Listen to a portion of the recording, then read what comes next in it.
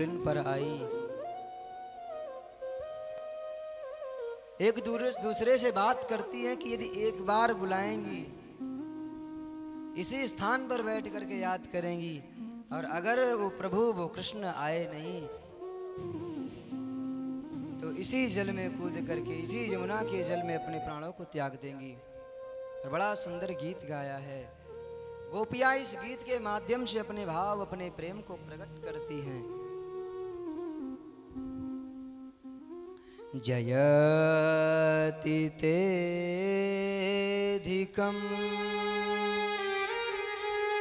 जन्मना वृजा श्रयत इंदिरा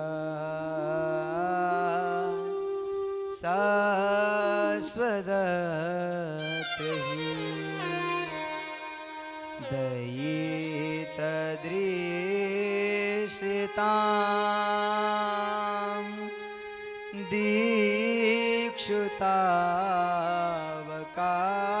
दीक्षुतावकाश त्वयि धृता शवस्त्वां विचिन्वते सरदुदाशये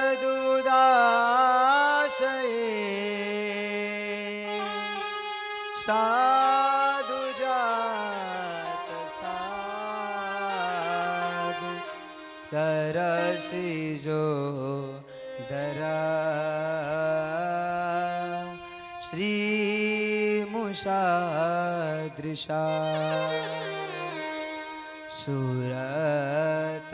सुरतनाथ ते शुल्कदासिका वरदनिघ्नतो नेह किं वधा। बड़ा सुंदर गोपियों ने प्रथम श्लोक में गान किया है। गोपियाँ कहती हैं जयति तेऽधिकं जन्मना ब्रज। हे प्यारे, जब से इस यहाँ पर इस ब्रजधाम में जन्म लिया है आपने, जब से इस ब्रज मंडल में प्रगटे हो आप, श्रयत इंदिरा, इंदिरा अर्थात लक्ष्मी जी, साक्षात लक्ष्मी भी यहाँ पर निवास करने लगी हैं। शाश्वतत्र ही यानी अत्रैव, यहीं पर लक्ष्मी जी विराजमान हो गई हैं। दयित दृश्यताम दिच्छता प्रकाश। हे दयित, हे प्रिय, हे सखे, कृपा करके आप अपनी छवि का दर्शन कराओ, क्योंकि त्वयि धृता सर्वस्त्वां विचिन्वते। आपके पास ऐसा लग रहा है मेरे प्राण रखे हुए हैं। गोपियाँ कहना चाह रही हैं कि मैं मरना भी चाह रही हूँ। हम चाहती हैं कि मेरे प्राण छूट जाएं, क्योंकि जब तक जिएंगी तब तक महाराज कष्ट ही प्राप्त होगा। मैं चाह रही हूँ कि मेरे प्राण छूट जाएं, लेकिन त्वयि धृता सर्वस्त्वां विचिन्वते। क्या करें प्यारे, हमारे प्राण भी आपके पास रखे हुए हैं, और जब प्राण ही नहीं हैं सो आज मर भी नहीं पा रही हैं।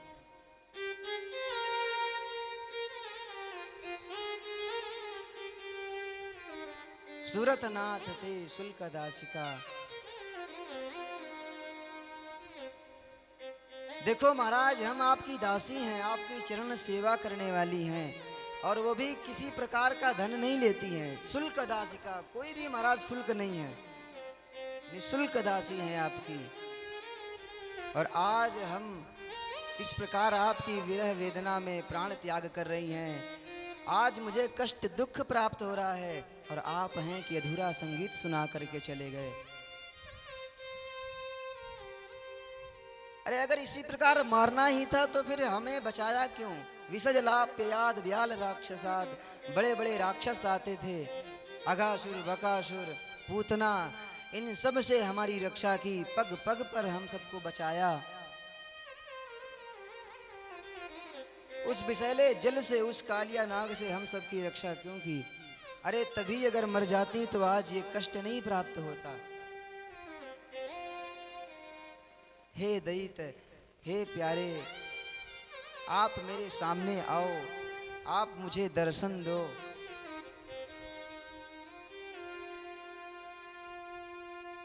गोपियां कहती हैं,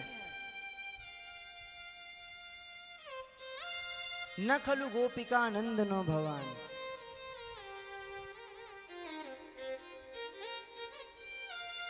हमें लग रहा है कि ये नंद यानी ये यशोदा मैया का लाला नहीं है, ये माँ यशोदा का लाला नहीं, बल्कि पूरे जगत का पिता है, पूरे जगत का पति है। और अंततो गत्वा कहने का भाव कि बार बार गोपियां यही कह रही हैं कि प्रभु आकर के मुझे दर्शन दो, मुझ पर कृपा करो। तब कथामृतम तप्त जीवनम कव विरेडितम कल्मषापहम। आपकी कथा है ना सब प्रकार के कलमस अर्थात पाप, सब प्रकार के पापों को नष्ट करने वाली है, कृपा करने वाली है। लेकिन जो भी एक बार महाराज कथा सुन लेता है उसे संसार अच्छा नहीं लगता, क्योंकि जितने भी ये भिखारी घूम रहे हैं, जितने भी पीले वस्त्र पहनकर घूम रहे हैं, ये सब तेरी कथा सुन करके हो गए।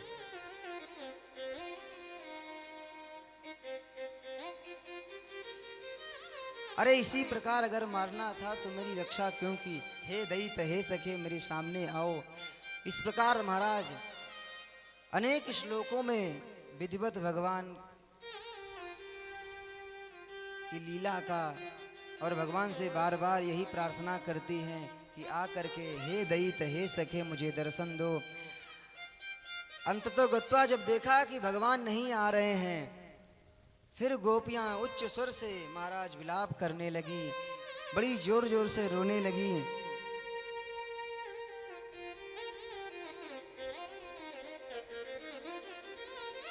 और जो महाराज उच्च स्वर में विलाप करने लगी, रोने लगी, अब भगवान से रुका नहीं गया। और सुखदेव जी महाराज कहते हैं, परीक्षित, बड़ी देर तक भगवान अपने आप को रोक करके रखे थे, लेकिन अब भगवान से रहा नहीं जा रहा है। रुरुदु स्वस्वरम राजन कृष्ण दर्शन लालसा। कृष्ण की दर्शन की लालसा से जब महाराज विरह से कातर होकर के रोते हुए इन गोपियों को देखा, तासामाविरभोक्षौरी स्मयमान मुखाम्बुजा पीताम्बरधरः स्रग्वी साक्षान् मन्मथ मन्मथा। भगवान अपने आप को रोक नहीं पाए। भगवान पीताम्बर हाथ में लेकर के उन गोपियों के सम्मुख प्रकट हो गए। उन गोपियों के सम्मुख भगवान प्रकट हो करके वर्णन करते हैं कि हाथ में पीताम्बर लेकर के भगवान आए, यानी उन गोपियों के अश्रुओं को पोंछने के लिए भगवान आए। भगवान ने आज पीताम्बर धारण नहीं किया है।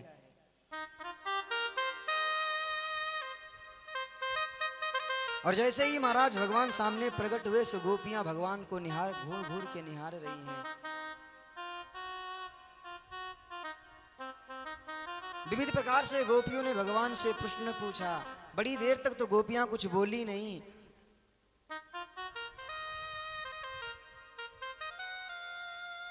और जब भगवान को देखा, सो एक गोपी ने तो भगवान को देख करके उस छवि को नेत्रों में बसा लिया। नेत्रों को खोला ही नहीं, क्योंकि यदि नेत्र खोल देंगे तो ये छवि पुनः वापस चली जाएगी।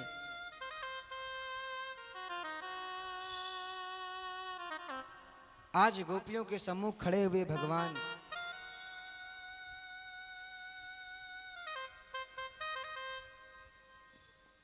गोपियों की तरफ देख रहे हैं और भगवान कहने लगे, गोपियों,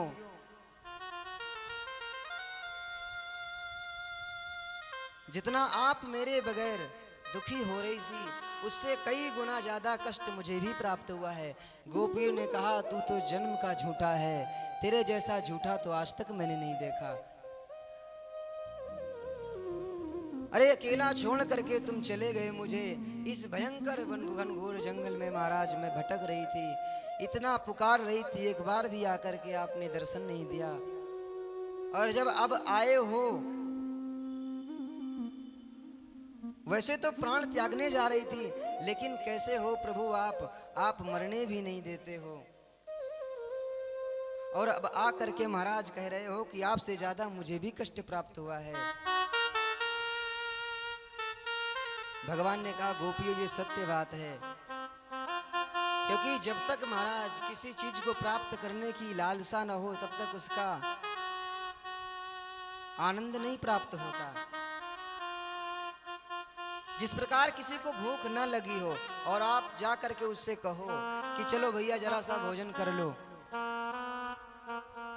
सुंदर सी मिठाई लेकर के मैं आया हूँ, सुंदर सा मैंने भोजन अपने हाथों से बनाया हूँ, चल करके आप भोजन कर लो। यदि उसको भूख नहीं है तो कितना भी आप कहोगे वह भोजन करने नहीं जाएगा। और यदि भूख लगी होगी तो आप यदि सूखा भोजन, रूखा सूखा एक दिन का रखा हुआ भी दे दोगे, क्योंकि उसे पता है कि अगर कुछ भी मिल जाए उसे भूख मिट जाएगी। इस प्रकार गोपियों, जब तक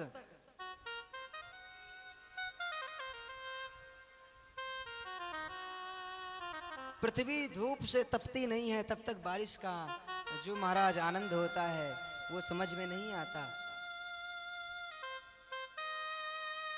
चैत्र वैशाख इत्यादि महीनों में जब कड़कती धूप होती है और उसी ठीक 2-3 महीने बाद जब सुंदर बारिश होती है तो महाराज लोगों को बहुत आनंद आता है।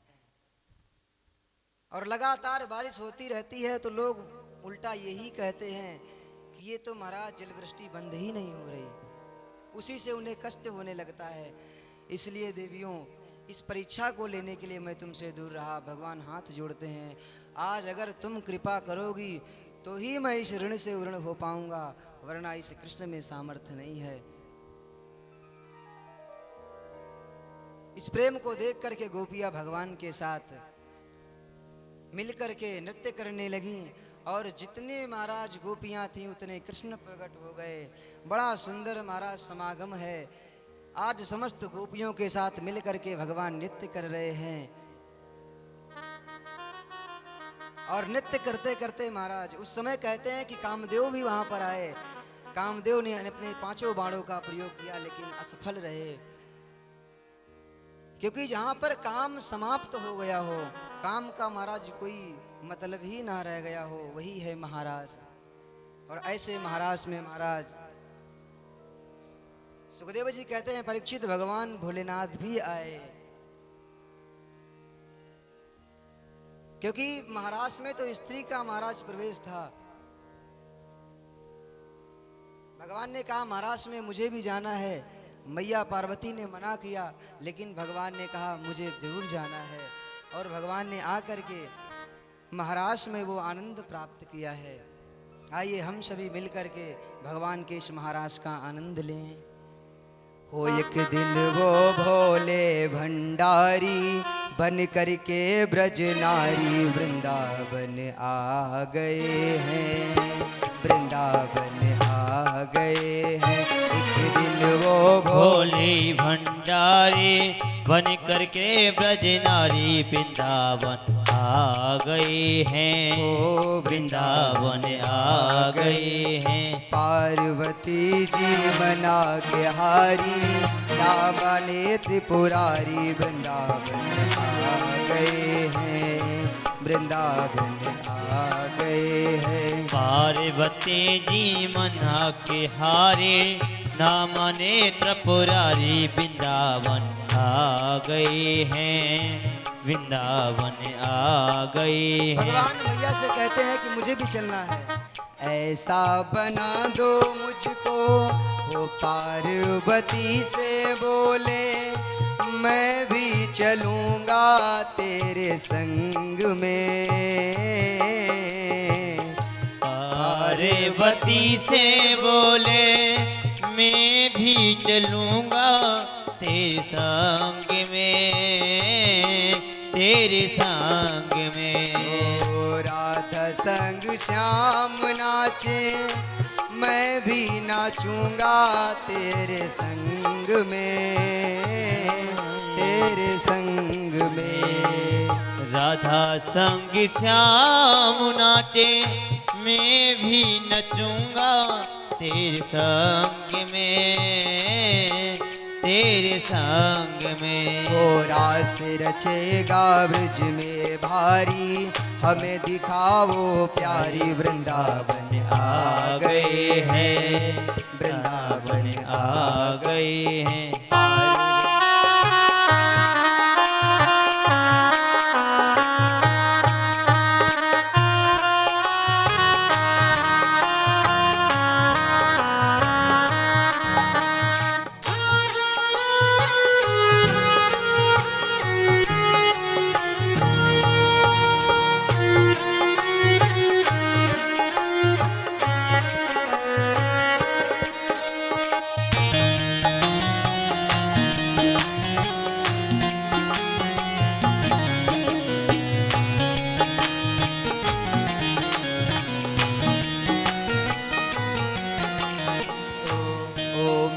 भोले स्वामी कैसे ले जाऊं तुम्हें संग में, तुम्हें संग में। ओ मेरे भोले स्वामी कैसे ले जाऊं तुम संग में, तुम संग में। ओ मोहन के सिवा कोई पुरुष ना जाए रास में, हाँ रास में। मोहन के सिवा कोई पुरुष न जाए महारास में, महारास में। हंसी करेंगी ब्रज की नारी, मानो बात हमारी। वृंदावन आ गए हैं, वृंदावन आ गए हैं। एक दिना भोले भंडारी, बन के ब्रज की नारी। वृंदावन आ गए हैं, वृंदावन आ गए हैं।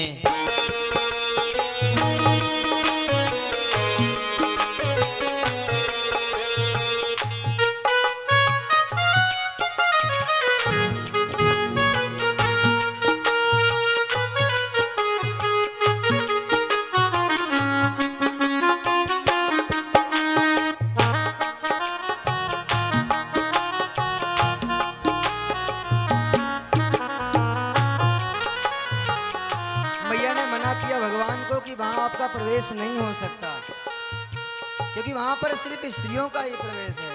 तो भगवान कह रहे हैं कुछ ऐसा करो, कुछ ऐसी व्यवस्था करो, क्योंकि मैं जरूर जाऊंगा। ऐसा बना दो मुझको कोई न जाने इस राज को, इस राज को। ऐसा बना दो मुझे कोई न जाने इस राज को, इस राज को। और यदि कोई पूछता है तो कह देना मैं हूँ सहेली तेरी, ऐसा बताना ब्रजनाथ को, ब्रजनाथ को। मैं हूँ सहेली तेरी, ऐसा बताना ब्रजराज को, ब्रजराज को। बना के जूड़ा पहन के साड़ी, चाल चले मत वाली। वृंदावन आ गए हैं, वृंदावन आ गए हैं। एक दिना भोले भंडारे, बन के ब्रज की नारी। वृंदावन आ गए हैं, रास में आ गए हैं।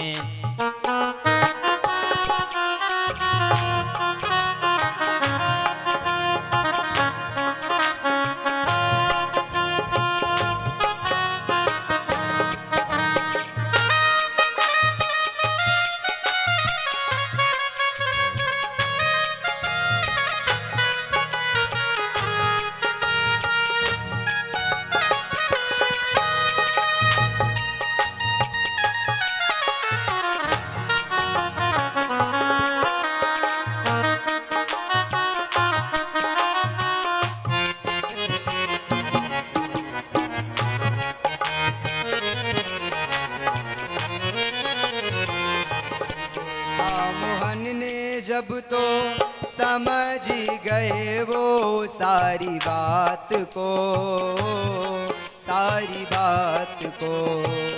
देखा मोहन ने तो जब समझ गए हैं सारी बात को, सारी बात को। आते हुए जैसे ही भगवान ने देखा प्रभु को तो समझ गए, क्योंकि चाल भी ऐसी थी, कभी साड़ी तो पहनी नहीं थी भगवान ने। दूर से ही देख करके भगवान पहचान गए। देखा मोहन ने जब वो समझ गए सारी बात को, सारी बात को। देखा मोहन ने तब वो समझ गए हैं सारी बात को, सारी बात को। ओ सुध ओ ऐसी बजाई बंसी, सुध बुध भोले भोलेनाथ रे, भोलेनाथ रे। ऐसी बजाई बंसी सुधि बुद्धि भूले भोलेनाथ रे, भोलेनाथ रे। ओ सिर से खिसक गई जब सारी मुस्काएं बनवारी, वृंदावन आ गए हैं, रास में आ गए हैं। एक दिना भोले भंडारी बन के ब्रज की नारी, वृंदावन आ गए हैं, रास में आ गए हैं।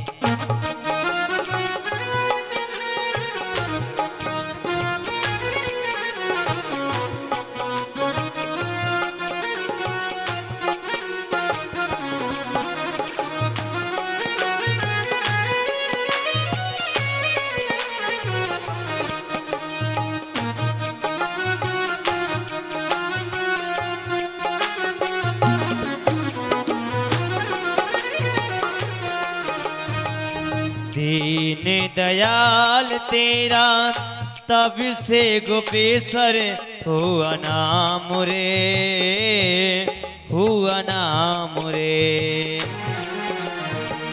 ओ भोले बाबा तेरा, ओ भोले बाबा तेरा, जब से वृंदावन वन धाम रे, वन धाम रे। भक्ति कहे रे ओ त्रिपुरारी, भक्त कहे रे ओ त्रिपुरारी, राखो लाज हमारी, वृंदावन आ गए हैं, रास में आ गए हैं। एक दिना भोले भंडारी बन के ब्रज की नारी, वृंदावन आ गए हैं, रास में आ गए हैं, वृंदावन आ।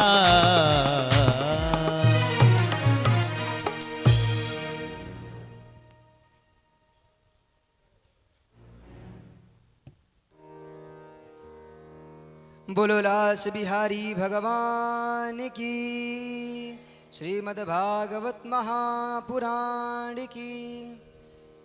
भगवान ने समस्त गोपियों के साथ मिलकर के उस आनंद को प्रदान किया है।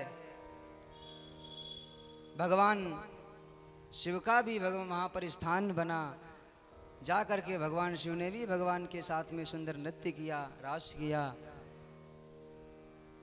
रास में प्रवेश सिर्फ महाराज वासना मुक्त व्यक्ति को है। परीक्षित से कहते हैं सुखदेव जी महाराज कि संसार के हर एक व्यक्ति को यदि कहा जाए कि महाराज समझ में आ जाएगा, सो नहीं आ सकता। उसे सिर्फ तो एक साधारण सा नृत्य ही लग सकता है, लेकिन जिसके हृदय से वासना निकल गई है, जिसके हृदय से क्रोध अहंकार काम नष्ट हो गया है, वही इस महारास का अधिकारी है। इस प्रकार भगवान ने उस परम आनंद को उन गोपियों को प्रदान किया है। धीरे धीरे समय बीता। महाराज के बाद महाराज इधर कंस हमेशा बेचैन रहता है कि इतने दिन बीत गए हैं, लेकिन आज भी कृष्ण का पता नहीं लगा। अब महाराज एक दिन नारद जी महाराज कंस के यहाँ गए। कंस ने गुरुदेव को आया हुआ देख करके बैठ करके बड़ा सम्मान किया, पूजन किया। नारद जी महाराज पूछने लगे, इस समय बड़ा परेशान लग रहे हो आप, सब कुछ काम धाम सही चल रहा है या नहीं? तो कंस ने कहा, प्रभु क्या करें, सब कुछ तो अच्छा है, लेकिन वृंदावन के लिए मैं कृष्ण और बलराम को मारने के लिए अनेक सारे दूत भेज चुका हूँ, अनेक राक्षस भेजता हूँ, जाते सब हैं पर वापस कोई नहीं आता। नारद जी महाराज कहने लगे, ऐसे अगर भेजते रहोगे तो सब जाएंगे पर वापस कोई नहीं आएगा। बोले फिर क्या करें? तो नारद जी महाराज कहते हैं कि एक नीति बनाओ, अपने इस मथुरा का मेला आरंभ करो, यज्ञ करो, और उस यज्ञ में समस्त महाराज नगरों को, गांवों को निमंत्रण भेजो। सो उसके अंतर्गत महाराज हर गांव के बालक आएंगे, क्योंकि बालकों को मेले से ज्यादा प्रेम होता है, और वहीं पर अपने दूत लगा करके रखना, जो कृष्ण बलराम इस मेले में आए, धनुष यज्ञ में आए,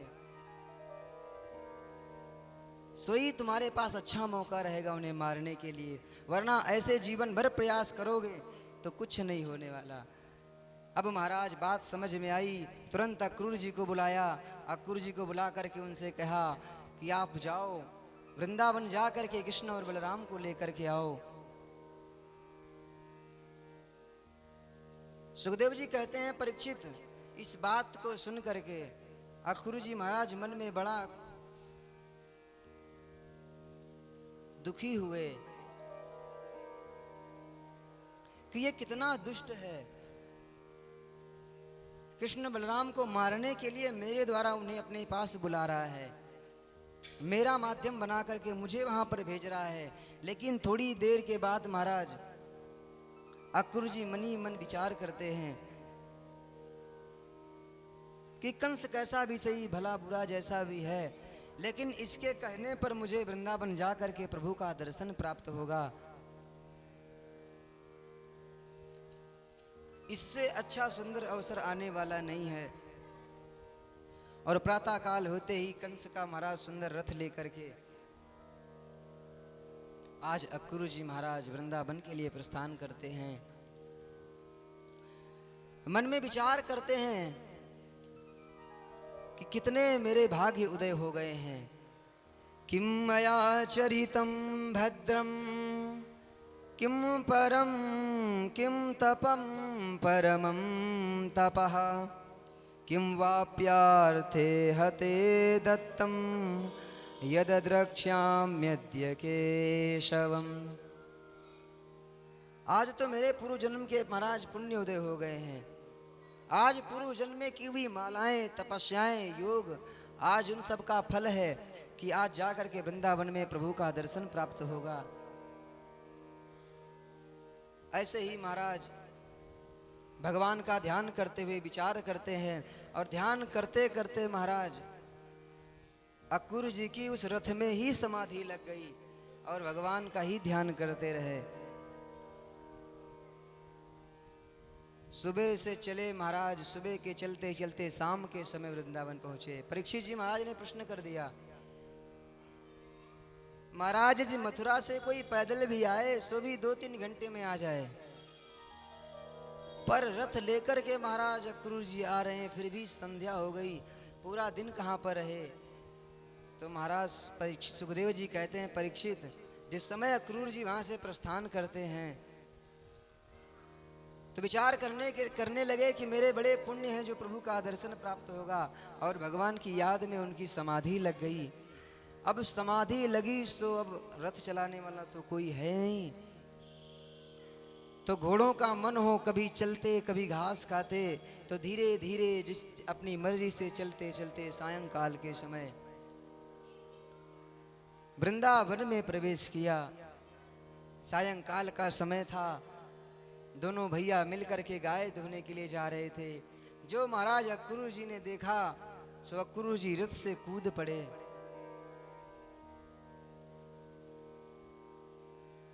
भगवान की तरफ देखा, भगवान ने देखा, दौड़ करके प्रणाम किया। आज भगवान के इस प्रेम को देख करके अक्रूर जी का हृदय गदगद हो गया। भगवान ने हाथ पकड़ा, हाथ पकड़ करके नंद भवन ले गए। नंद भवन में नंद बाबा से भेंट हुई, स्वागत सत्कार हुआ। और सायंकाल के समय भोजन वोजन करने के बाद में जब अक्रूर जी महाराज शयन करने लगे, उस समय भगवान कृष्ण अक्रूर जी के पास जाकर के उनके चरण दबा रहे हैं, उनकी सेवा कर रहे हैं। अक्रूर जी को महाराज आनंद का पारावार नहीं रहा, क्योंकि भक्त जितना सोचता नहीं है उससे ज्यादा भगवान उसे प्रदान कर देते हैं। धीरे धीरे भगवान ने प्रश्न किया। अक्रूर जी ने कहा कि मैं तुम्हें मथुरा के लिए लेने के लिए आया हूं। भगवान ने कहा कि चाचा जी, मैं भी यही विचार कर रहा था कि कब आप आओ और कब हम आपके साथ में मथुरा चलें, पर ये बात आप नंद बाबा से मत बताना, क्योंकि वो मेरे बिना रह नहीं सकते। क्योंकि यदि मैं महाराज मथुरा को जाऊंगा नहीं तो ये जो कंस रूपी कैंसर है, जो रोग है, ये किसी अन्य के हाथ से दूर होने वाला नहीं है। ये कंस रूपी रोग को मैं स्वयं दूर करूंगा। सारी बात भगवान की रात्रि में हुई। प्रातः काल उठते ही अक्रूर जी ने नंद बाबा से कहा,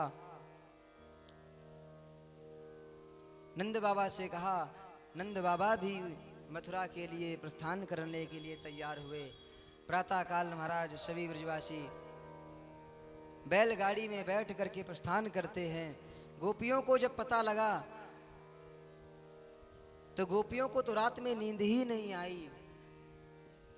एक पास एकत्रित होकर के सारी गोपियां मन ही मन प्रश्न कर रही हैं कि जिन कृष्ण के बिना हम सब भोजन नहीं करती थी, जिन कृष्ण को देखे बिना कोई कार्य नहीं करती थी, आज वो कृष्ण मुझसे दूर चले जाएंगे और मैं उनके बिना कैसे रह पाऊंगी।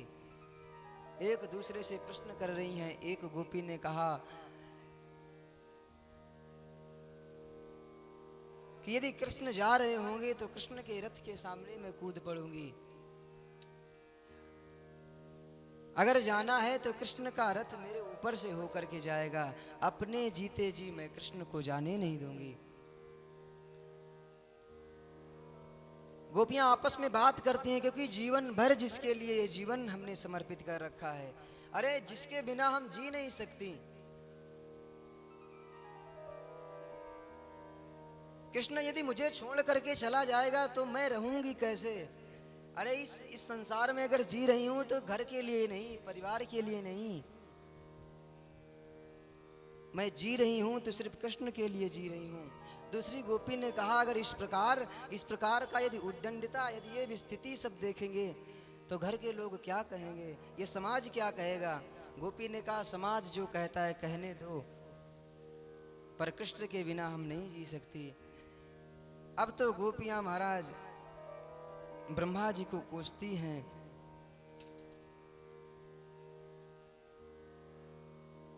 ब्रह्मा जी को ही महाराज अनेक बातें सुनाती हैं कि ये ब्रह्मा जी जो हैं, इनको जरा सा भी हम सब पर दया नहीं आती कि यहो विधातस्तवना क्वचित दया संयोज्य मैत्रा प्रणयेन देहिना तांश्चाकृतार्थान् वियनं क्षपार्थकं विक्रीडितं तेर्भकचेष्टितं यदा। आज गोपियां कहती हैं, हो विधातस्तवना क्वचित दया। अरे इन विधाता महाराज ब्रह्मा को जरासी भी हम पर दया नहीं आती। ये मनुष्य जीवन दे करके हम सबको इस प्रकार कष्ट प्रदान कर रहे हैं। हमारे प्रारब्ध में ये दुख लिख करके, ये कष्ट लिख करके ब्रह्मा हमारे प्रारब्ध के साथ खेलते हैं। इस प्रकार बात करते हुए सारी रात बीत गई। प्रातःकाल भगवान का रथ तैयार है, रथ पर भगवान आरूढ़ हुए। नंद बाबा मैया से परामर्श ली, प्रार्थना की, किसी ना किसी प्रकार मैया नंद बाबा राजी हुए। लेकिन जैसे ही भगवान रथ पर बैठे सो गोपियों ने रथ को घेर लिया। अपने जीते जी आपको प्रभु मैं जाने नहीं दूंगी। अब अक्रूर जी महाराज रथ पर बैठे हुए हैं, रथ हाँकना असंभव है क्योंकि रथ को गोपियों ने घेर रखा है। अक्रूर जी महाराज प्रार्थना करते हैं भगवान से कि कृष्ण अब तुम ही चाहो, ये गोपियां तभी मान सकती हैं, वरना रथ को हाँकना तो असंभव है। सुखदेव जी कहते हैं परीक्षित, भगवान उन गोपियों को समझाते हैं, देखो गोपी, कुछ समय की तो बात है, आज जाऊंगा, कल मथुरा घूमूंगा, परसों आकर आ जाऊंगा और पुनः मैं आपके सम्मुख उपस्थित हो जाऊंगा। सिर्फ और सिर्फ 2 दिन की बात है।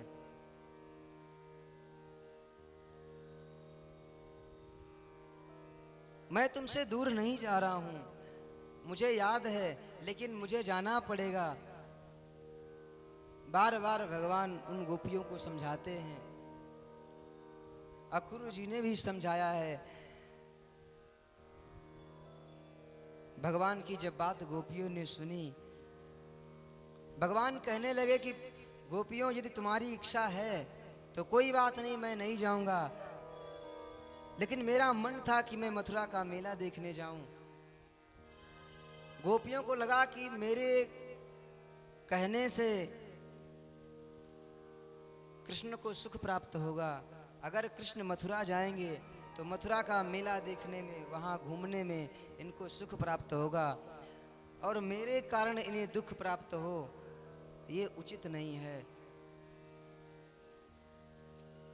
गोपियों ने मन में विचार किया और कहा कि प्रभु आप परसों आ जाओगे। भगवान ने कहा निश्चित है, मैं 2 दिन बाद वापस आ जाऊंगा। आज गोपियों ने मार्ग को खोला। अक्रूर जी ने अवसर पाया, वायु वेग से रथ को हाँका है।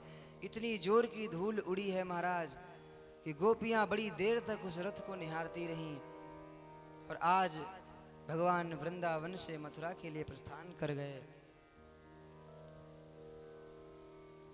मार्ग में चलते हुए जब इस प्रश्न को महाराज अक्रूर जी ने, इस महाराज विषय को अक्रूर जी ने याद किया, तो अक्रूर जी मन ही मन विचार करने लगे कि ये गोपियां, ये महाराज कितना कृष्ण को प्रेम करती हैं, ये गोपियां कृष्ण को कितना मानती हैं, चाहती हैं।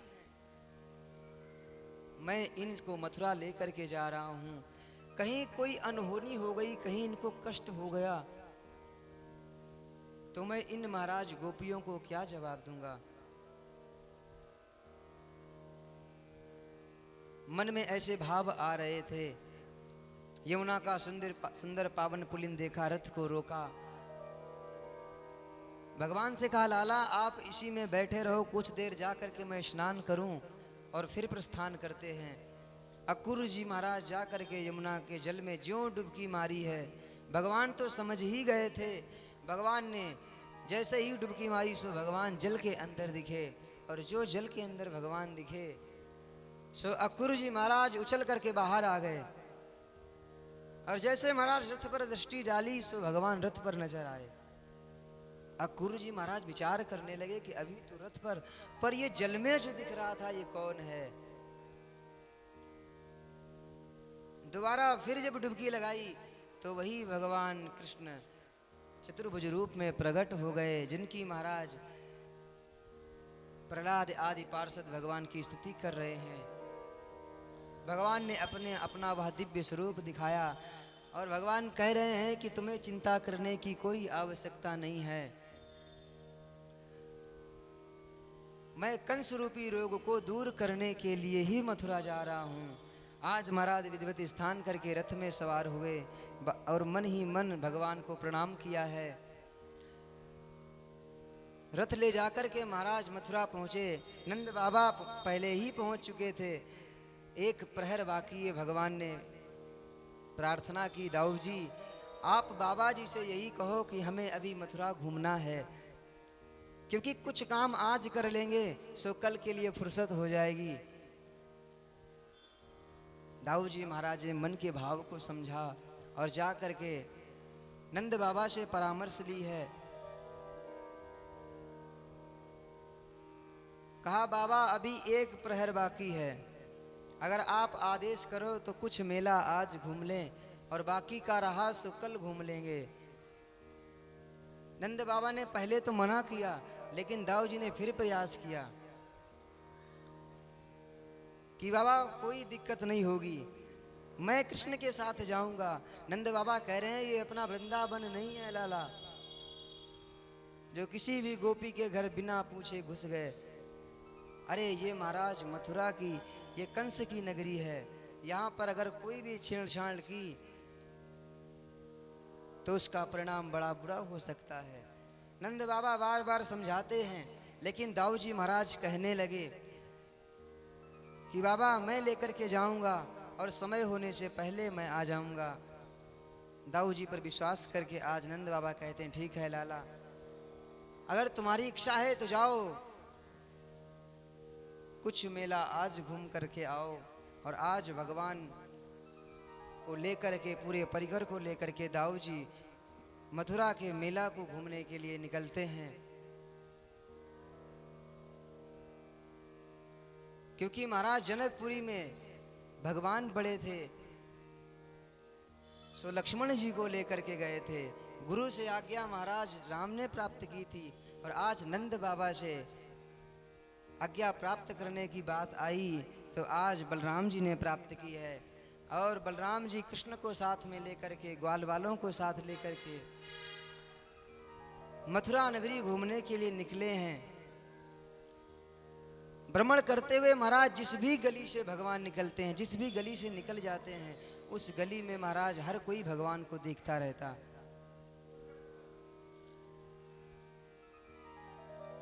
धाये धाम काम सब त्यागी, अपने कार्यों को छोड़ करके बस एक ही दृष्टि से भगवान को निहारते रहते। जैसे ही देखते सो कहता, कोई कहता बकासुर मारने वाला आया, कोई कहता है कृष्ण आया है, कोई कहता है पूतना मारने वाला आया है। अब तो सब भगवान की छवि को देखने के लिए घर से बाहर दौड़ रहे हैं। हर कोई भगवान को देखने के लिए उत्सुक है। जो महाराज स्त्रियां कभी घर से बाहर नहीं निकलती थी, आज कृष्ण की छवि को देखने के लिए मालों के अटारियों पर खड़े होकर के भगवान को निहार रही हैं। सुखदेव जी कहते हैं परीक्षित, भगवान कृष्ण में एक बड़ा सुंदर भाव है। क्योंकि जिस समय भगवान रामा अवतार में भगवान जब जनकपुरी भ्रमण में गए तो उस समय हर कोई यही चाहता था कि एक बार मुझे देख लें, एक बार मेरी तरफ नजरें मिला लें, सो मैं धन्य हो जाऊं। लेकिन भगवान किसी की तरफ नहीं देखते थे। और भगवान कृष्ण हैं कि इनको कहना ही नहीं पड़ता, ना कोई भाव आता, जिसको भी महाराज देख लेते वही इनका दीवाना हो जाता। इनके नेत्रों में ही वो चमत्कार है।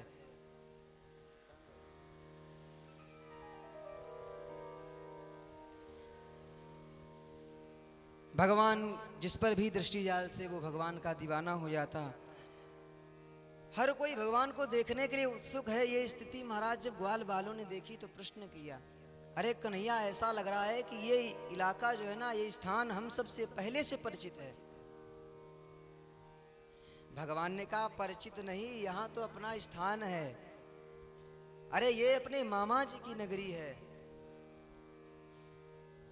अपनी मैया यहीं की है। जब भगवान के मुख से ऐसी बात सुनी तो ग्वाल बाल कहने लगे, अरे दारी की अगर तूने पहले बताया होता सो कम से कम सुंदर कपड़े तो पहन करके आते। अब अगर मिलने जाएंगे सो सब देख करके क्या कहेंगे, एक भी वस्त्र सीधा नहीं है, एक भी वस्त्र शुद्ध नहीं है, ना तो चंदन है ना वस्त्र है। भगवान ने कहा चिंता करने की कोई आवश्यकता नहीं, प्रभु की कृपा होगी सो वस्त्र यहाँ भी प्राप्त हो जाएंगे। और सामने से कुछ क्षण बाद महाराज कंस का धोबी नजर आया। भगवान पास में गए, वस्त्रों की याचना की, सो इसने अभद्रता कर दी। ग्वाल वालों को अच्छा नहीं लगा। इसने कहा, अरे कभी जीवन में ऐसे वस्त्रों को पहना है? और कहीं तुम ही कृष्ण और बलराम तो नहीं हो? भगवान ने कहा, हाँ हम ही हैं। बोले, हम जानते हैं किस लिए तुम्हें महाराज ने बुलाया है,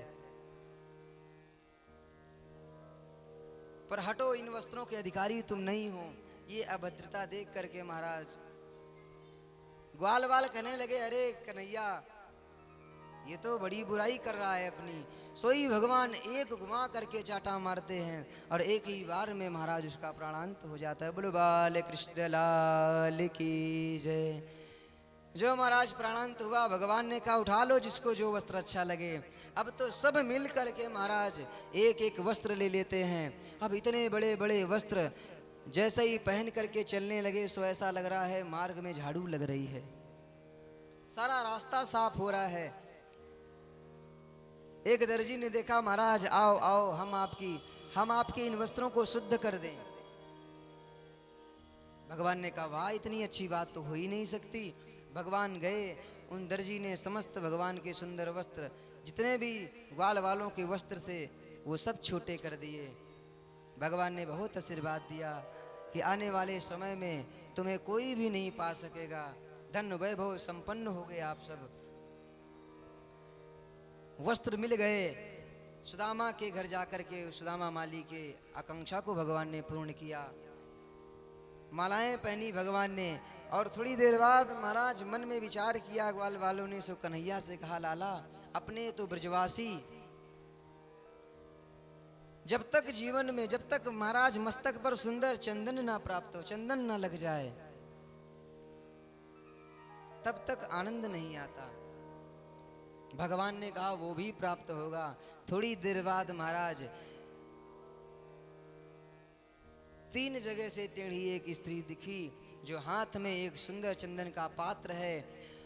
दूर से ही महाराज इतनी सुंदर सुगंध आ रही है कि देख करके सारे ग्वालवाल आश्चर्यचकित हो गए। भगवान ने दूर से आवाज लगाई, अरे ओ सुंदरी। भगवान ने आवाज लगाई, अपने पास बुलाया, और भगवान ने विनम्रता पूर्वक कहा, देवी ये पात्र में क्या है?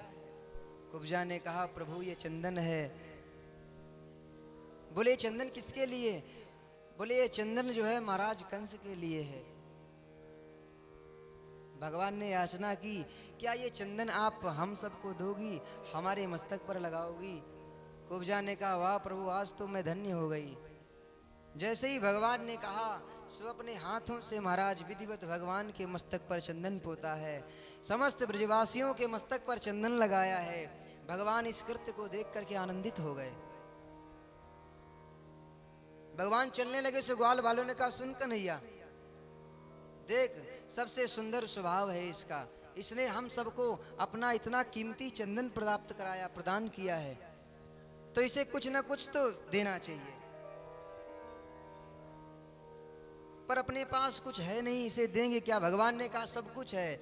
भगवान उस कुब्जा के पास गए, हाथ महाराज गले में हाथ रख करके भगवान खड़े हुए। इस कृत्य को जब भगवान महाराज बलराम जी ने देखा, तो बलराम जी कहने लगे, देख लाला, ये अपने महाराज वृंदावन की गोपियां नहीं है, ये अपना वृंदावन नहीं है जो तुझे यहाँ पर माखन मिलेगा, मिश्री मिलेगी। अगर किसी की दृष्टि पड़ गई कि कंस की दासी को तूने स्पर्श किया है, तो बहुत तगड़ा दंड मिलेगा तुझे।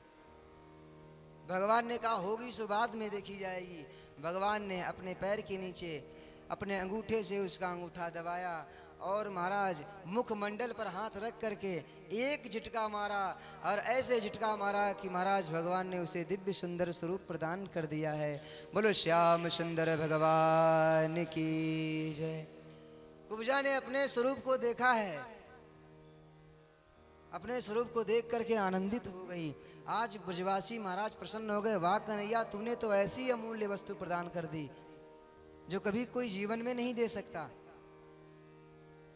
कुब्जा ने भगवान से प्रार्थना की, प्रभु आप मेरे घर चलो, मेरे घर को भी कृतार्थ करो, पवित्र कर दो। भगवान ने कहा, अभी तो समय नहीं है, पर समय आने पर आपके घर जरूर जाएंगे। उस कुब्जा पर कृपा करके धीरे धीरे भगवान उस स्थान पर पहुंच गए जहां पर परशुराम द्वारा प्रदत्त धनुष रखा था। उस धनुष को देखने के लिए भगवान उस मंडप में प्रवेश करते हैं और जो धनुष को देखा सो दाऊ जी की तरफ देख करके बड़े प्यार से पूछा कि दाऊ जी अगर आपकी आज्ञा हो तो एक बार इस धनुष को उठा करके तो देख लूं। तो आसपास जो खड़े सैनिक थे महाराज बड़ी जोर से हंसने लगे। अरे अभी महाराज दूध के तो दांत गिरे नहीं इन बालकों के, धनुष उठाएंगे, बड़ी डांट लगाई, जाओ यहां से।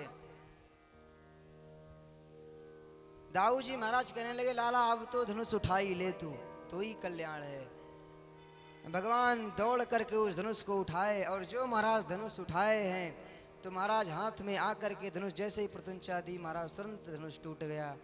और जैसे ही महाराज धनुष टूटा तो कंस तो सिंहासन से गिरते गिरते बचा। धनुष टूटने की आवाज महाराज पूरे ब्रह्मांड में हुई।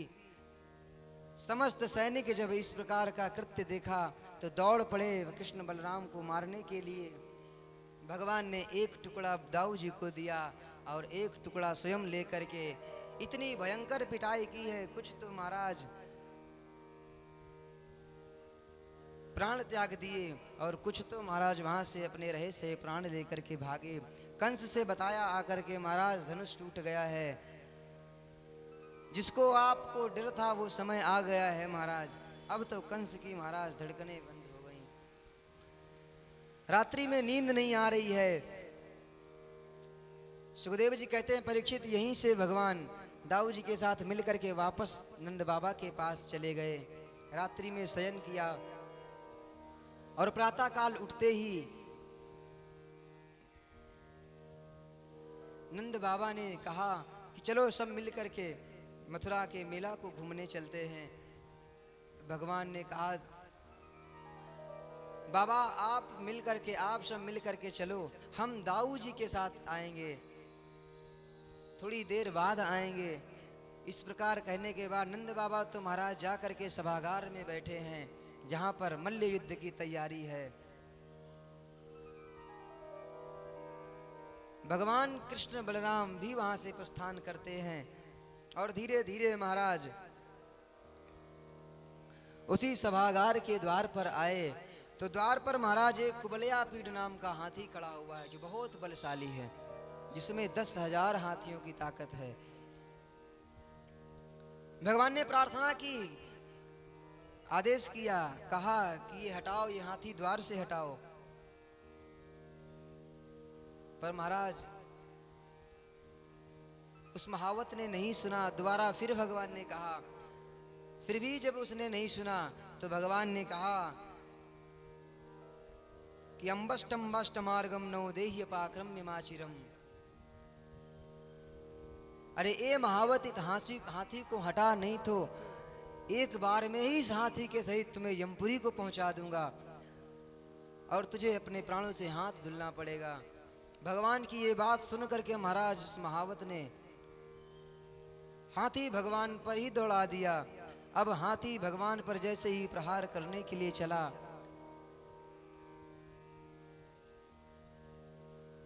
सो महाराज भगवान ने उस हाथी और महावत दोनों को ही उठा करके महाराज इतनी जोर से पटका है कि उनका दोनों का प्राणांत हो गया। बोलो श्रीमद् भागवत महापुराण की। और उस महाराज हाथी के एक दांत को दाऊ जी को दिया और एक दांत को महाराज स्वयं लेकर के अपनी उस रक्त रंजित दांत को महाराज कांधे पर रख करके उस दिव्य सभागार में प्रवेश कर रहे हैं।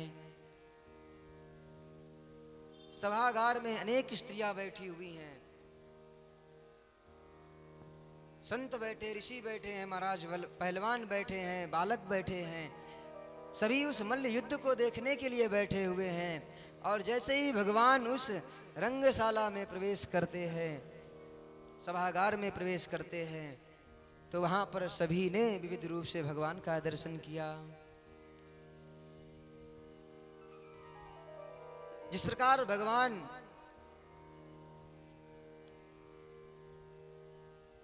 जनक जी की सभा में प्रवेश किए थे, उसी प्रकार आज भगवान यहाँ पर प्रवेश कर रहे हैं। जाकी यही भावना जैसी, प्रभु मूर्ति देखी तिनु तैसी। जिसका जैसा भाव है, किसी पहलवान को तो भगवान भयंकर पहलवान लग रहे हैं, ग्वाल वालों को तो सखा रूप में दिख रहे हैं, स्त्रियों को तो भगवान पति रूप में दिख रहे हैं, किसी को महाराज प्रेमी रूप में दिख रहे हैं, किसी को महाराज पुत्र रूप में दिख रहे हैं। लेकिन कहने का भाव, जिसकी जैसी भावना है उस भाव से भगवान दिख रहे हैं। जैसे ही महाराज भगवान सभागार में आए, सोई महाराज मुष्टिकासुर चाणूर नाम का दैत्य ताल ठोक करके भगवान के सम्मुख खड़ा हुआ, युद्ध करने को ललकारता है। भगवान ने कहा, अरे महाराज, इतना बड़ा शरीर है आपका और हम इतने छोटे बालक, अरे युद्ध करना है तो कोई मेरे जैसा भेजो, मैं इतना छोटा और आप इतने बड़े। ये देख करके महाराज चाणूर नाम का दैत्य बड़ी जोर से हंसने लगा। वाह कृष्ण, अभी अभी द्वार पर जो खड़ा हुआ हाथी था उसमें 10,000 हाथियों की ताकत थी। उस महावत और हाथी को मारने में तुम्हें 1 मिनट भी नहीं लगा, और आज मुझे देख करके कह रहे हो कि कोई छोटा, कोई दूसरा पहलवान होना चाहिए। मेरे सामने आओ, मैं तुमसे युद्ध करना चाहता हूँ। भगवान ने कहा, अगर ज़्यादा इच्छा है तो कोई बात नहीं। महाराज भगवान का बड़ा भयंकर युद्ध आरंभ हुआ। अब चाणूर कृष्ण के साथ युद्ध करने लगा। उसी समय मुष्टिकासुर नाम का दैत्य सभागार में कूद पड़ा। दाऊ जी के सामने महाराज प्रस्ताव रखा। दाऊ जी के साथ मुष्टिकासुर का भयंकर युद्ध होने लगा। देखते देखते भगवान ने, चाणूर ने भगवान के छाती पर एक मुष्टिका का प्रहार किया। भगवान ने सहन किया और फिर भगवान संभल करके इतनी वेग से दौड़े हैं, और जो महाराज मुष्टिका भगवान ने प्रहार की, सो एक ही मुष्टिका में उस महाराज दैत्य का प्राणांत हो गया। बोलो श्रीमद् भागवत महापुराण की। दाऊ जी महाराज ने मुष्टिकासुर को पकड़ करके महाराज पटक दिया है, सो एक बार में ही प्राणांत हो गया। तब तक महाराज सल तौसल नाम के 2 दैत्य दौड़ पड़े। भगवान कृष्ण ने उन दोनों को भगवत धाम भेजा है। अब तो महाराज देखते देखते कंस की स्थिति बिगड़ गई। कंस महाराज चीखने लगा, चिल्लाने लगा, पकड़ लो इन दोनों को, ये दुष्ट भागने ना पाएं, ये कहीं भी निकल कर न जाने पाएं। अब तो महाराज कंस की वाणी बिगड़ गई। भगवान, जब तक महाराज कंस संभलता, भगवान दौड़ करके उछल कर सिंहासन पर पहुंच गए। कंस के महाराज केस पकड़ करके आज भगवान ने हिलाना आरंभ किया है। आज भगवान दिखा रहे हैं, समझा रहे हैं कि जब किसी को कष्ट देते हो तो याद रखो कि किसी को कष्ट देने पर उसके साथ कैसा महसूस होता है। बाल पकड़ करके भगवान उसे उस सिंहासन से उठाते हैं। भगवान कहना चाहते हैं, जाके पग नहीं फटी बीमारी, अर्थात जिसके पैरों में बीमारियां नहीं बनती उसे पैरों का दर्द नहीं पता चलता। एक दिन तुमने मेरी माँ देवकी को इस प्रकार खींचा था, आज तुझे पता लग रहा होगा कि उस समय मेरी माँ को क्या कष्ट प्राप्त हुआ। अब तो महाराज कंस थर थर थर थर कांप रहा है। भगवान ने सिंहासन से उठा करके कंस को नीचे फेंक दिया, और महाराज उसी सिंहासन से भगवान सीधे कंस की छाती पर कूद पड़े। रहे सहे प्राण भी कंस के उड़ गए।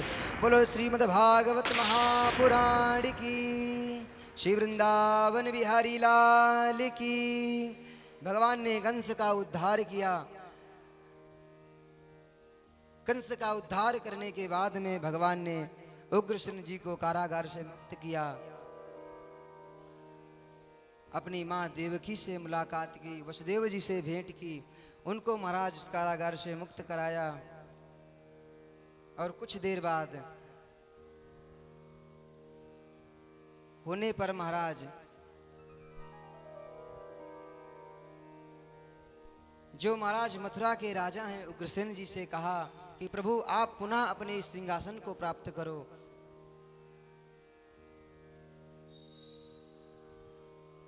सो महाराज इसके बाद थोड़ी देर बाद महाराज नंद बाबा वृंदावन के लिए प्रस्थान करने के लिए कहते हैं। तो नंद बाबा के पास जा कर के भगवान कृष्ण ने कहा है कि बाबा अभी तो आपके सामने कंस को महाराज मारा है मैंने, इस कंस का प्राणांत हुआ है, और यदि मैं मथुरा जाऊंगा तो अभी जरासंध है, कंस के अनेक दैत्य हैं जो इस मथुरापुरी को नष्ट कर देंगे। इसलिए बाबा मैं वृंदावन नहीं जाऊंगा,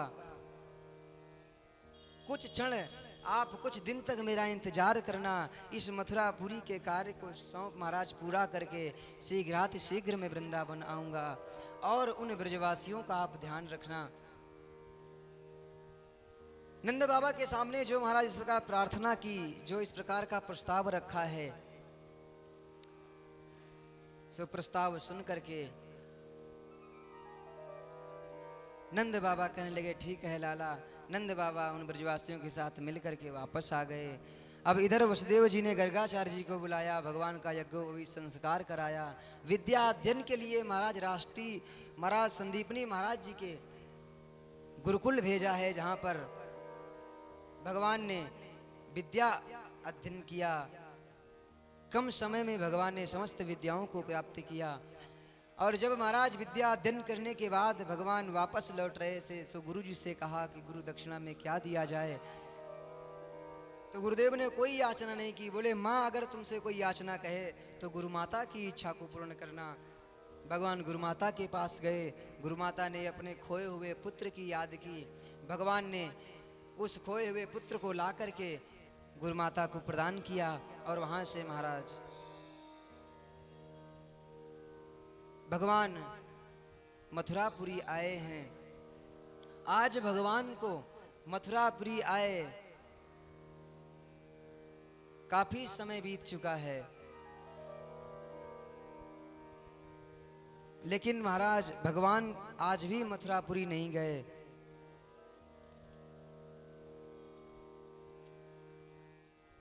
सुखदेव जी वर्णन करते हैं काफी समय बीता है, भगवान विद्या अध्ययन करने के बाद में भी एक बार विचार नहीं किया कि मैं जिन गोपियों को, जिन ब्रजवासियों को जो वचन दे करके आया था, वो आज भी मेरा परसों का वचन पूरा नहीं हुआ है। 14 वर्ष पूरे होने को आ रहे हैं। यदि भगवान को नहीं जाना था तो कम से कम उन्हें बता देते कि मैं बहुत दिनों बाद आऊंगा, लेकिन भगवान ने झूठ क्यों बोला।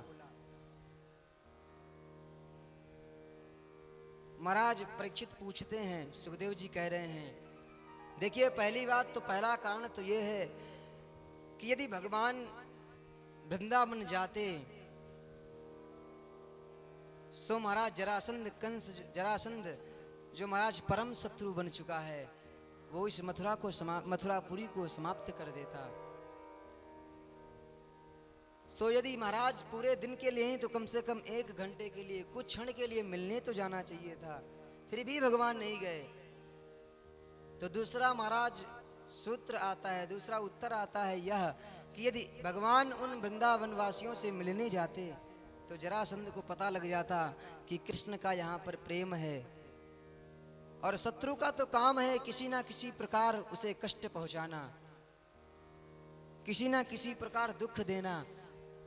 और अगर पता लग जाता कि वृंदावन वासियों से प्रेम है तो पूरे वृंदावन को समाप्त कर देता। मान लो वृंदावन नहीं जा सकते थे तो ब्रजवासियों को, वृंदावन वासियों को ही अपने पास बुला लेते, पर यह भी उचित नहीं था, क्योंकि मथुरा वासी भगवान को राजा मानते हैं, ईश्वर भाव से देखते हैं, सम्मान करते हैं।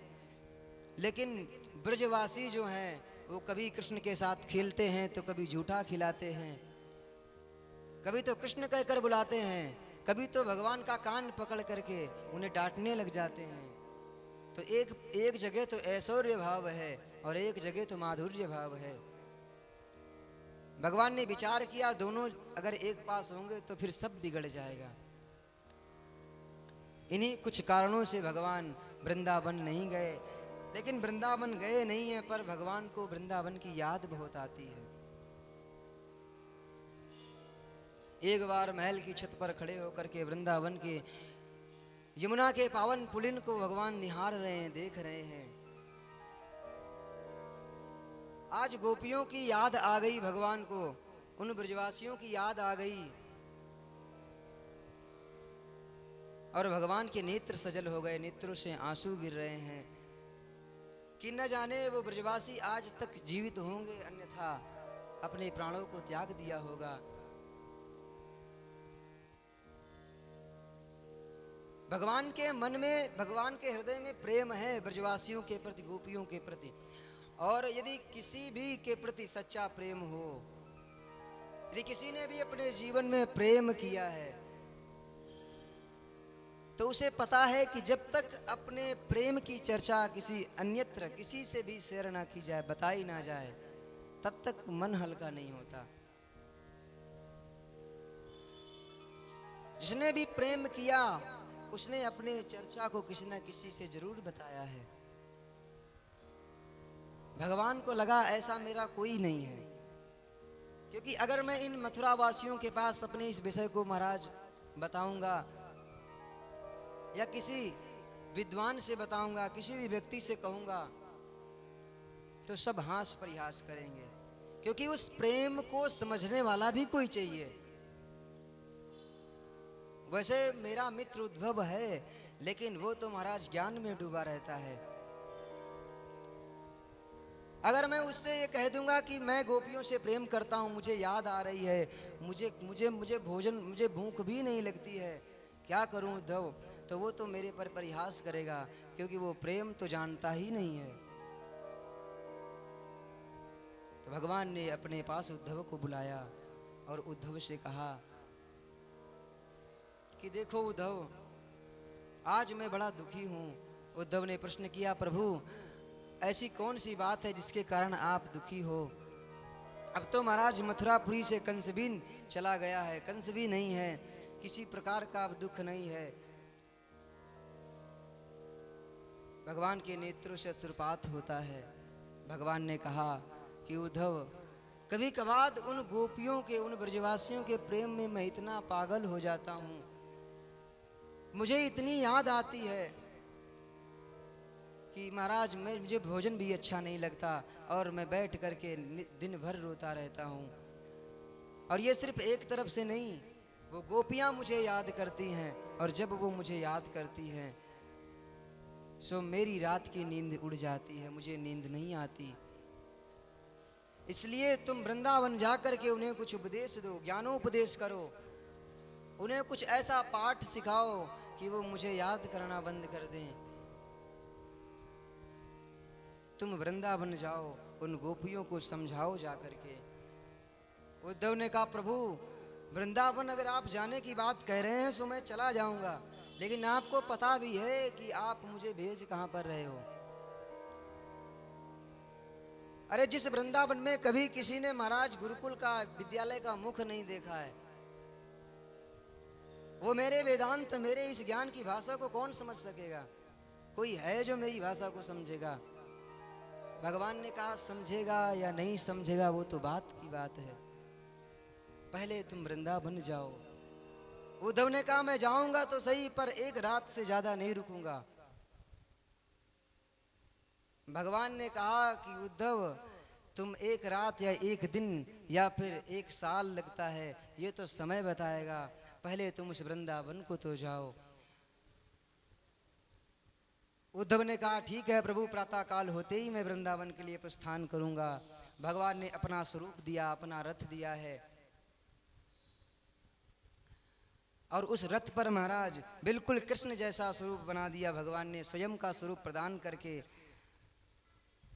उद्धव को वृंदावन के लिए महाराज भेजा है। उद्धव वृंदावन के लिए प्रस्थान करते हैं, और जब उद्धव मथुरा से वृंदावन के लिए प्रस्थान करते हैं, तो उस समय जैसे ही महाराज ब्रज भूमि, महाराज वृंदावन की भूमि में प्रवेश किया, सो लता पत्ते, वहां के कांटों ने तक उपदेश किया है, आदेश किया है कि तुम्हारे जाने योग्य नहीं है, क्योंकि जिस महाराज वृंदावन में तुम जा रहे हो, ये ज्ञान तुम्हारे पास नहीं रहेगा। चले मथुरा से जब उद्धव तो वृंदावन निकट आया, वहीं से प्रेम ने अपना अनोखा रंग दिखलाया। उलझ कर वस्त्र में कांटे लगे उद्धव को समझाने, तुम्हारा ज्ञान पर्दा फाड़ देंगे प्रेम दीवाने। आज वहाँ के लता पत्ते वृक्ष कांटे भी उद्धव जी से कह रहे हैं कि तुम्हारे जाने योग्य नहीं है। मानो उद्धव प्रश्न करते हैं क्यों नहीं जाना चाहिए, तो कांटे कहते हैं कि उद्धव अगर ज्ञानी बने रहना चाहते हो, यदि ये वेदांती भाषा जीवन में रहे ऐसा चाहते हो, तो वृंदावन में प्रवेश मत करना। क्योंकि जिस प्रकार तुम्हारे इस पीताम्बर में, इस दुपट्टे में ये कांटे उलझे हैं ना, इस प्रकार तुम्हारे ज्ञान में जब प्रेम उलझ जाएगा ना, तो ज्ञान का पर्दा तुम्हारा फट जाएगा। इसलिए इस ब्रज भूमि में ज्ञान को लेकर के प्रवेश मत करना।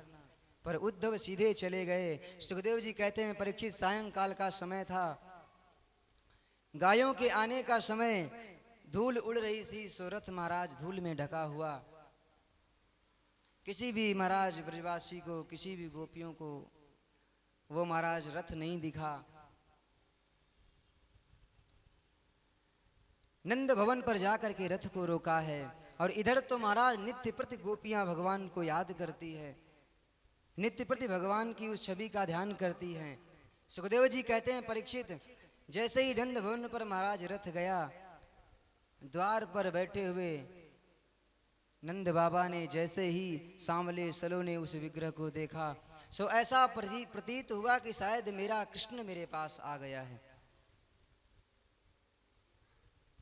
कृष्ण की आशा लेकर के महाराज नंद बाबा दौड़ पड़े। द्वार पर जाकर के उद्धव को महाराज अपने अंक में भर लिया और गले लगा करके बड़ी देर तक रोते रहे।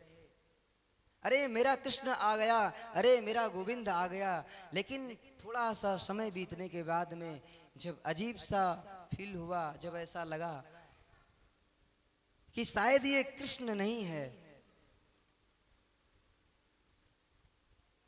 गले से जब दूर हटकर खड़े हुए, उद्धव ने जब प्रणाम किया, अपना परिचय दिया कि मैं कृष्ण नहीं, तो विचार किया ये कृष्ण नहीं, कृष्ण के जैसा है। उद्धव ने अपना परिचय प्रदान किया है। नंद बाबा हाथ पकड़ करके नंद भवन के अंदर ले गए, बिठाया है, स्वागत किया, जलपान कराया है। कुछ देर बाद जब उद्धव विश्राम करने लगे, सो महाराज उद्धव के पास जाकर के नंद बाबा बैठ गए। भगवान कृष्ण के विषय में एक एक पल की पूछने की इच्छा है, लेकिन धैर्य धारण करके महाराज नेत्रों में अश्रु आ गए हैं और बड़े भाव से प्रश्न किया है। सबसे पहले तो मथुरा के विषय में प्रश्न किया, मथुरापुरी में सब लोग कुशल तो हैं, वसुदेव कुशल तो हैं, वसुदेव को कहीं कोई कष्ट तो नहीं है। और अंततः गत्वा सारी और कुशलताएं पूछते हुए पूछ बैठे कि मेरा कृष्ण कैसा है। कभी उस कृष्ण को मेरी याद आई है या नहीं, कभी कृष्ण ने मुझे याद किया है या नहीं किया। अरे अब तो महाराज महलों के सुंदर ठाठ होंगे, महलों का आनंद प्राप्त कर रहे होंगे, न जाने इस माता पिता की याद आई होगी या फिर नहीं। बार बार कृष्ण के विषय में जानने के लिए उत्सुक हैं, प्रश्न करते हैं। पूर्व बातों को महाराज याद करते हुए नंद बाबा के नेत्र सजल हो गए। देख उद्धव, पूर्व समय में मैंने अपने हाथों से कृष्ण को चलना सिखाया है। अरे जरा सा भी चोट लग जाती थी, सो मेरा भोजन, मेरा भजन सब कुछ छूट जाता था। पूर्व समय के वृत्तांत को महाराज याद करते हुए नंद बाबा के नेत्र सजल हुए, नेत्र से अश्रुपात होने लगा। और आज मेरा बेटा होकर के कृष्ण मेरे पास नहीं आया। आज महाराज नंद बाबा रुदन कर रहे हैं, नेत्रों से अश्रुपात हो रहा है। उस समय महाराज उद्धव जी कहने लगे कि देखिए नंद बाबा, जिस कृष्ण को आप याद कर रहे हो, जिसको आप अपना पुत्र कह रहे हो, अपना पिता, आप उसे अपना पिता बता रहे हो, वो सिर्फ आपका पुत्र नहीं, वो जगत पिता है। अरे उसे आप बेटा कहना छोड़ दो महाराज, वो किसी का बेटा नहीं है, वो जगत का पालनहार है, वो सर्वस्व है। जब इस प्रकार महाराज उपदेश देना आरंभ किए, सोई उद्धव का हाथ पकड़ करके नंद बाबा अंदर ले जाकर के माँ यशोदा का दर्शन कराते हैं।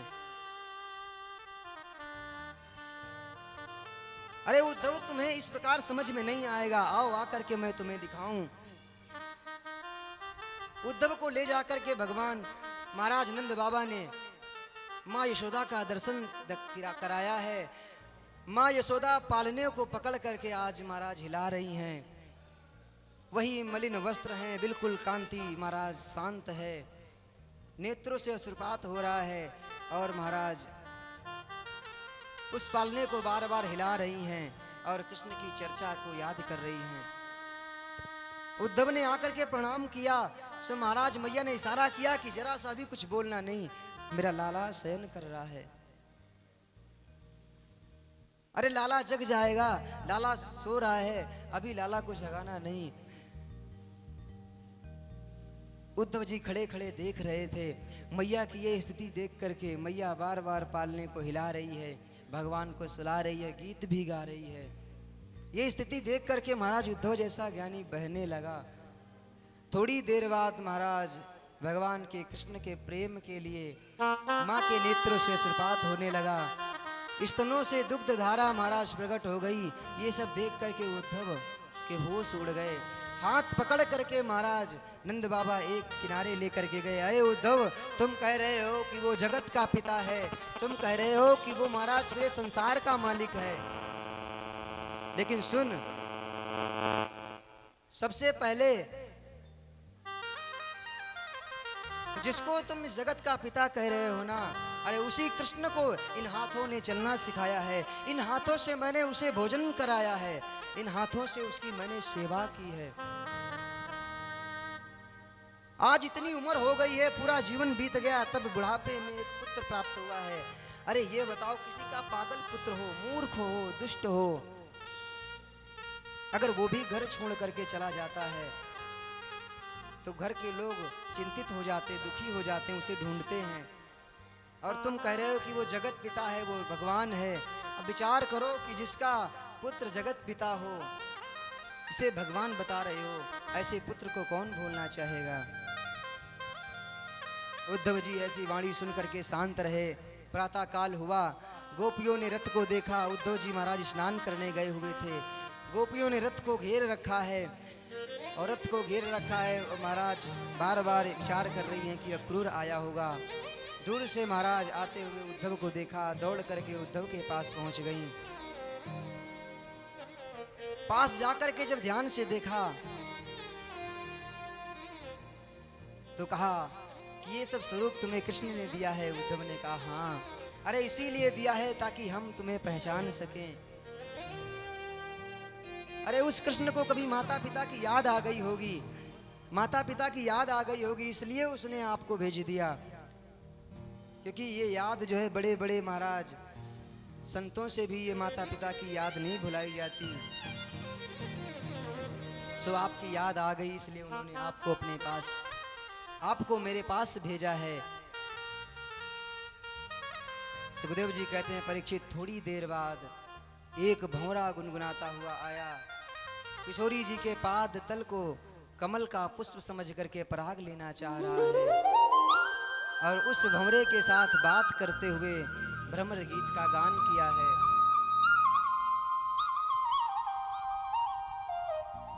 गोपियां कहती है, मधुप कितव बंधु मास प्रसांग्रीम सपत्न्या।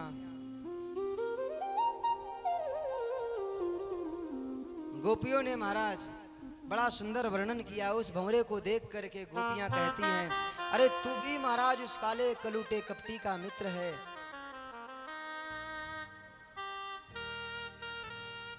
क्योंकि वो भी काला है और तुम भी काले हो। जिस प्रकार तुम महाराज पुष्प का पराग लेकर के वापस चले जाते हो, उसी प्रकार वो भी हम सबके साथ प्रेम करता है और हम सबको इस प्रकार कष्ट दे करके चला जाता है। अरे वो बड़ा कपटी है, वो कृष्ण की कपट कथा कहाँ तक सुनाऊं, कृष्ण की कपट कथा का वर्णन मैं कहाँ तक करूं।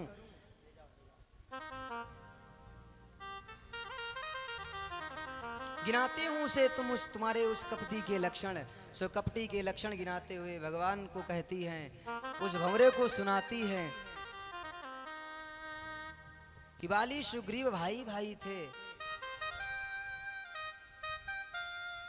अरे बंदर को तो कोई नहीं मारता है, लेकिन उसने एक को मार करके एक को मित्र बना लिया। और इतना ही नहीं, एक स्त्री जो शूर्पणखा थी, स्वरूप सुंदर था, अच्छी थी, विवाह के लिए आई थी। अरे विवाह नहीं करना था तो विवाह के लिए मना कर देते, विवाह के लिए मना कर देते, सो बात खत्म थी, पूर्ण हो जाती। लेकिन उसे महाराज जाने नहीं दिया, बल्कि उस स्वरूपा को, उसकी सुंदरता को कुरूपा में बदल दिया, उसकी नाक काट दी। अरे ऐसा महाराज छलिया है, ऐसा कपटी है ये कृष्ण।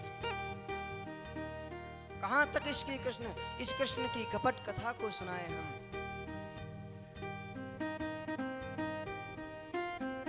महाराज बलि के द्वार पर जाकर के मांगने के लिए गए, याचना की, लेकिन उनके साथ छल करके उनका पूरा साम्राज्य प्राप्त कर लिया। इसके जैसा छलिया कपटी कोई भी नहीं है, इसकी कपट कथा कहां तक सुनाएं। मानो भंवरा उड़ा, और भंवरा जब उड़ा तो गोपियों ने कहा, अरे आते ही आते तूने इतनी चीजें सुना दी। सो क्रोधित होकर के चला गया।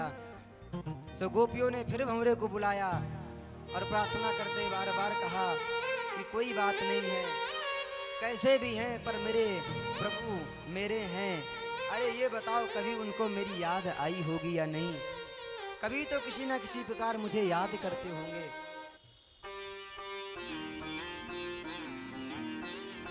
इस सब कृत्य को, इस सारे कर्म को महाराज, इन बातों को उद्धव देख रहे थे, सुन रहे थे।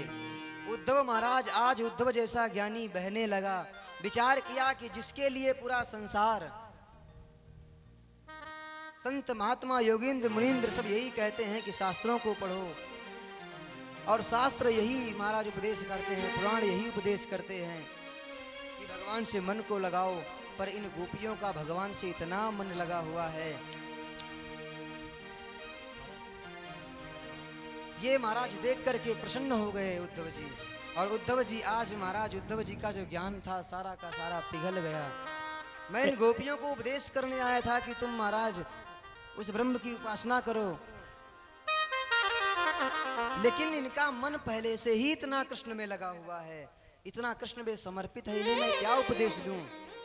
और अंत तो गत्ता महाराज उद्धव जी उन गोपियों के चरणों को पकड़ते हैं। ए ऊधो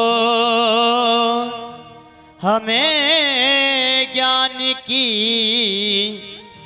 ए ऊधो हमें ज्ञान की पोथी न सुनाना,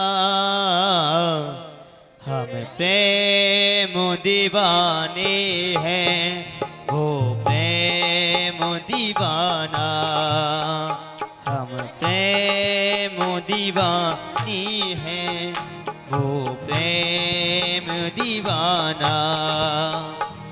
ए ऊधो हमें ज्ञान की, ए ऊधो हमें ज्ञान की पोथी न सुनाना, हम प्रेम दीवानी हैं, वो प्रेम दीवाना।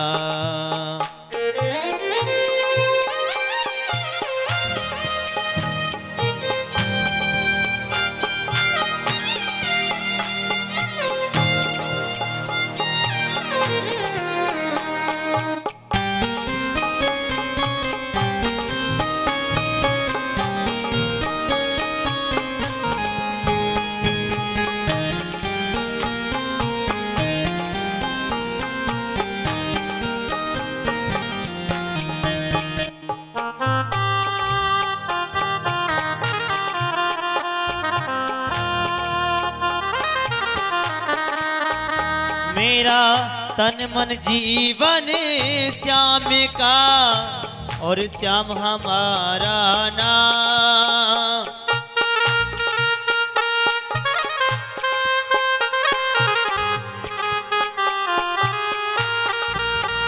मेरा तन मन जीवन श्याम का श्याम हमारा नाम। मेरे रोम रोम में रम रहा, मेरे रोम रोम में रम रहा ये मत वाला श्याम। इसी दिल में, इसी दिल में, इसी दिल में अब प्रेम का, इसी दिल में अब प्रेम का नहीं कोई ठिकाना। हम प्रेम दीवानी है, वो प्रेम दीवाना।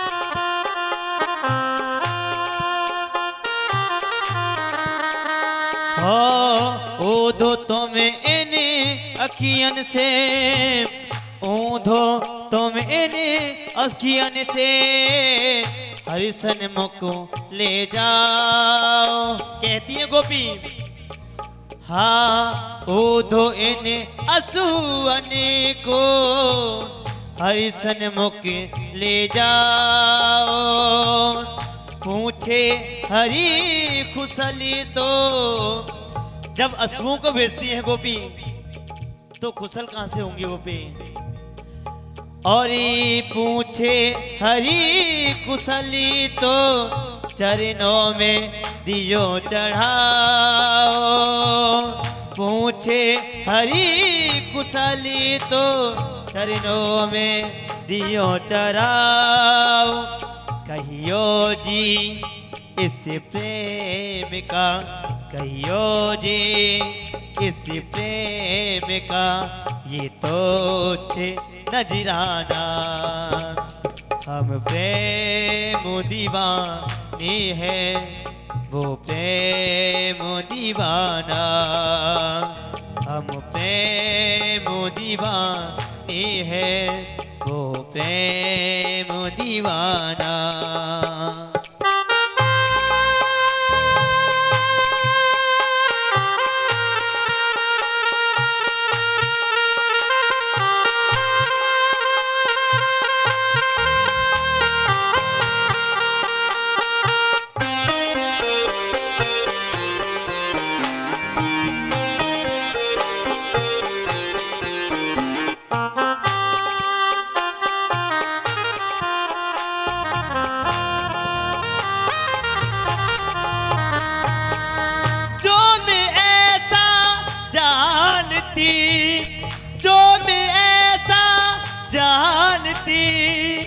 प्रीत करे दुखी हो, नगर ढिढोरा पीटती प्रीत न करी को।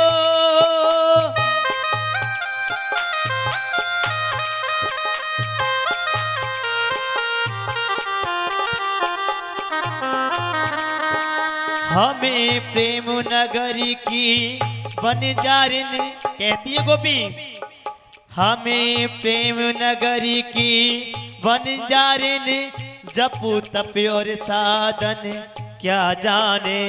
हम श्याम नाम की, हम श्याम नाम की दीवानी नित नेम के बंधन क्या जाने। हम ब्रज की भोली ग्वालिनिया, हम ब्रज की भोली ग्वालिनिया, ब्रह्म ज्ञान की उलझन क्या जाने, ये प्रेम की बात है ए उधो, एक हम जाने एक वो जाने, एक हम जाने एक वो जाने। कहती है सदियों से हमें है दीवानी, सदियों से हमें है दीवानी, ये जन्म जन्म का फेरा है, एक साबिली सूरत ने ये तो मेरा दिल दीवाना घेरा है। नंदलाल तेरे दीदार बिना, नंदलाल तेरे दीदार बिना, इस दिल में हुआ अंधेरा है। नंदलाल तेरे दीदार बिना, इस दिल में हुआ अंधेरा है। एक बार तू आके कह दे मुझे, एक बार तू आके कह दे मुझे, तू मेरा है, तू मेरा है, तू मेरा है, तू मेरा है।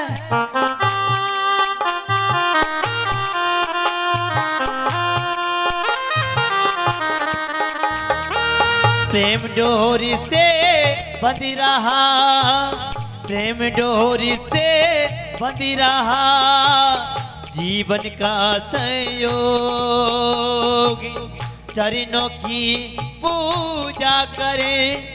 हे उधो, आप समझ रहे हो हम ऐसी दीवानी नहीं है, हमारा प्यार है वो पाप का नहीं है।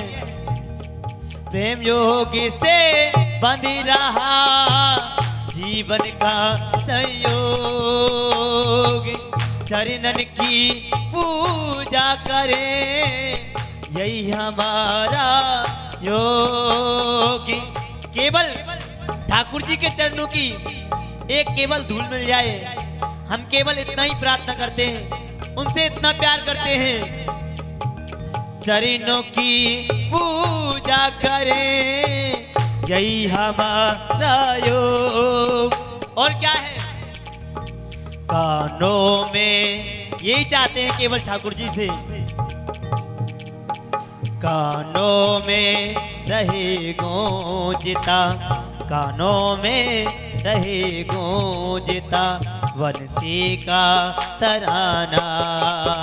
हम प्रेम दीवानी है, वो प्रेम दीवाना, हमें प्रेम दीवानी है, वो प्रेम दीवाना, वो प्रेम दीवाना।